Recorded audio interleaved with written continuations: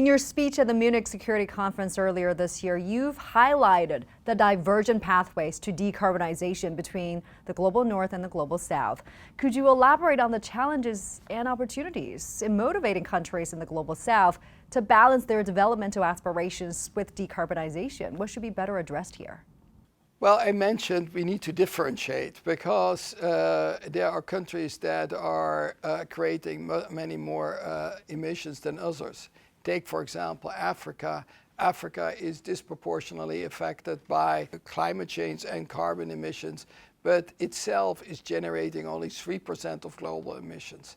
So there are differences where one is stated. Clearly, when you are a more middle-income country in Latin America or here in China, there is a different picture than, for example, in Africa. And that differentiation you have to take into account. Similar, you need to look at the United States or Europe, where there again are differences. And those differences we need to pact.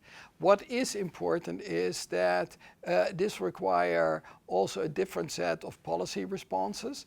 But I think we should all be very much aware that only jointly we can make progress. And that means we need to make investments. And I highlighted at that time also the challenges of the investment requirements. Today, we are collectively maybe investing in the order of $1.3 trillion in climate resilient investments. That's only maybe 1.2% of global GDP. However, actually we would need maybe 5 times as much. And that is where we then need to look, how can we mobilize the private sector? How can we mobilize also governments to do more?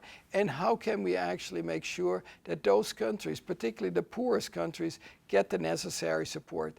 Their investment needs are the highest, sometimes 8% of their GDP, but they don't have the resources. So that is a call for helping, supporting them in good investments that can actually deal with these big challenges. And a good example, I just came back and there's wonderful weather out here in Beijing.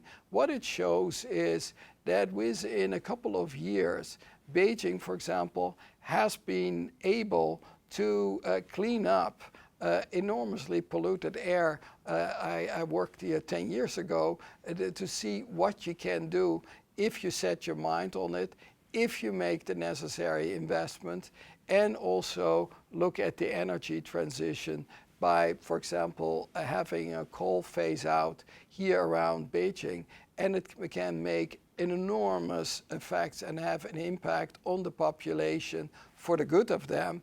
And maybe that are, again, things you can learn of and see how we can do with the necessary investment, really make the transformational changes that are required.